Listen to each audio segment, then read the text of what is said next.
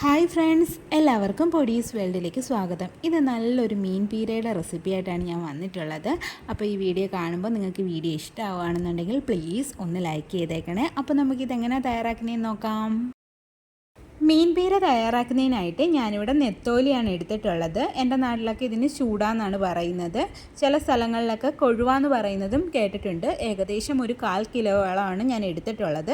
നല്ല വൃത്തിയായിട്ട് ക്ലീൻ ചെയ്തെടുത്തിട്ടുള്ളതാണ്. ഇത് നമുക്ക് ചെറിയ മത്തിയൊക്കെ ഉണ്ടല്ലോ, ചാള, അത് ഉപയോഗിച്ചിട്ടും ചെയ്യാവുന്നതാണ് ഈ ഒരു റെസിപ്പി കേട്ടോ.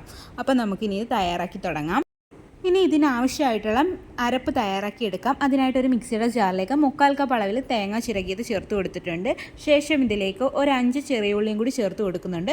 പിന്നീട് ഒരു 3 പച്ചമുളകും കൂടി ഞാൻ ചേർത്ത് കൊടുക്കുന്നുണ്ട്. നമ്മുടെ എരിവിനനുസരിച്ചിട്ട് പച്ചമുളകിൻ്റെ എണ്ണം കൂട്ടുകയോ കുറയ്ക്കുകയോ ചെയ്യുക കേട്ടോ.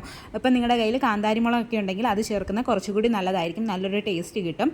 പിന്നീട് ഞാൻ ഇതിലേക്ക് ഒരു ചെറിയ കഷ്ണം ഇഞ്ചി ഒന്ന് കട്ട് ചെയ്തതും കൂടി ചേർത്ത് കൊടുക്കുകയാണ്. അതിനുശേഷം ഇതിലേക്ക് കുറച്ച് കറിവേപ്പില കൂടി ചേർത്ത് കൊടുക്കാം. അതിനുശേഷം നമുക്കിതിലേക്ക് 1 ടീസ്പൂൺ അളവിൽ മുളക് പൊടിയും കൂടി ചേർത്ത് കൊടുക്കാം. ഞാൻ അധികം എരിവില്ലാത്ത മുളക് പൊടിയാണ് എടുത്തിട്ടുള്ളത്. പിന്നീട് ഇതിലേക്ക് ഒരു 1/2 ടീസ്പൂൺ അളവിൽ മഞ്ഞൾപ്പൊടിയും കൂടി ചേർത്ത് കൊടുത്തിട്ടുണ്ട്. അതുപോലെ തന്നെ ഒരു 3/4 ടീസ്പൂൺ അളവിൽ കുരുമുളക് പൊടിയും കൂടി ചേർത്ത് കൊടുത്തിട്ടുണ്ട്. കുരുമുളക് പൊടിക്ക് പകരം കുരുമുളക് ചേർക്കുന്നത് കുറച്ചുകൂടി നല്ലതായിരിക്കും. എൻ്റെ കയ്യിൽ ഇതില്ല. പിന്നീട് നിങ്ങൾക്ക് ഈ ഒരു കുരുമുളക് പൊടി ചേർക്കാൻ താല്പര്യമില്ലെന്നുണ്ടെങ്കിൽ ഒഴിവാക്കാം കേട്ടോ. പിന്നീട് ഞാൻ ഇതിലേക്ക് 1 ടേബിൾ സ്പൂൺ അളവിൽ വെള്ളവും കൂടി ഒന്ന് ഒഴിച്ചു കൊടുക്കുകയാണ്. എന്നിട്ട് നമുക്കിതൊന്ന് ചതച്ചിട്ടെടുക്കാം. ഒരു 2-3 തവണയൊന്ന് ക്രഷ് ചെയ്തെടുത്താൽ മതി. ഒരുപാട് അങ്ങ് അരഞ്ഞു പോകരുത്, ചതഞ്ഞ് കിട്ടിയാൽ മതിയാകും കേട്ടോ. അപ്പോൾ അത് ഞാനൊന്ന് അരച്ചെടുത്തിട്ട് വന്നിട്ടുണ്ട്. ഈ ഒരു രീതിക്കാണ് ഞാനൊന്ന് ചതച്ചെടുത്തിട്ടുള്ളത്. മീൻ പീര തയ്യാറാക്കി എടുക്കുന്നതിനായിട്ട് ഞാനിവിടെ മൺചട്ടിയാണ് എടുത്തിട്ടുള്ളത്. ഇനി ഇതിലേക്ക് നമ്മൾ ക്ലീൻ ചെയ്ത് വെച്ചിട്ടുണ്ടായിരുന്ന നെത്തോലി മീൻ ഇതിലേക്ക് ഇട്ട് കൊടുക്കാം. അതിനുശേഷം നമ്മൾ റെഡിയാക്കി വെച്ചിട്ടുണ്ടായിരുന്ന ആ ഒരു അരപ്പ് ഇതിലേക്ക് ചേർത്ത് കൊടുക്കാം. പിന്നീട് ഇതിലേക്ക് കുറച്ച് കറിവേപ്പില കൂടി ചേർത്ത് കൊടുക്കാം. അതുപോലെ തന്നെ 2 പച്ചമുളക് നീളത്തിൽ കീറിയതും കൂടി ചേർത്ത് കൊടുക്കാം. ശേഷം ഇതിലേക്ക് ആവശ്യമായിട്ടുള്ള ഉപ്പ് കൂടി ചേർത്ത് കൊടുക്കാം. എന്നിട്ട് ഇത് നമുക്ക് നന്നായിട്ടൊന്ന് മിക്സ് ചെയ്തിട്ട് എടുക്കാം. കൈ വെച്ചിട്ട് നന്നായിട്ടൊന്ന് തിരുമ്മിയിട്ടെടുക്കാം കേട്ടോ.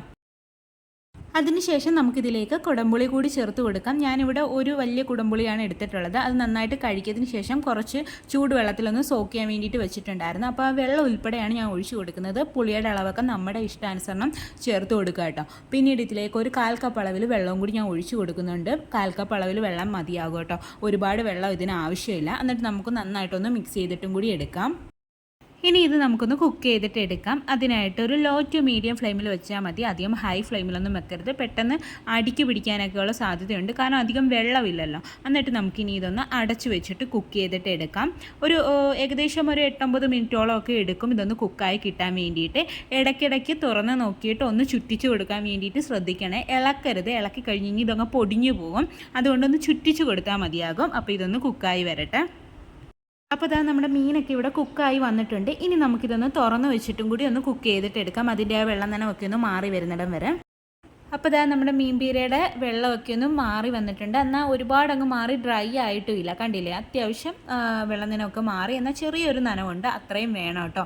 ഇനി നമുക്കിതിലേക്ക് കുറച്ച് ഓയിലും കൂടി ഒന്ന് ഒഴിച്ചു കൊടുക്കാം. കുറച്ച് വെളിച്ചെണ്ണയാണ് ഞാൻ ഒഴിച്ചു കൊടുക്കുന്നത്. അതുപോലെ തന്നെ കുറച്ച് കറിവേപ്പില കൂടി ചേർത്ത് കൊടുക്കുന്നുണ്ട്.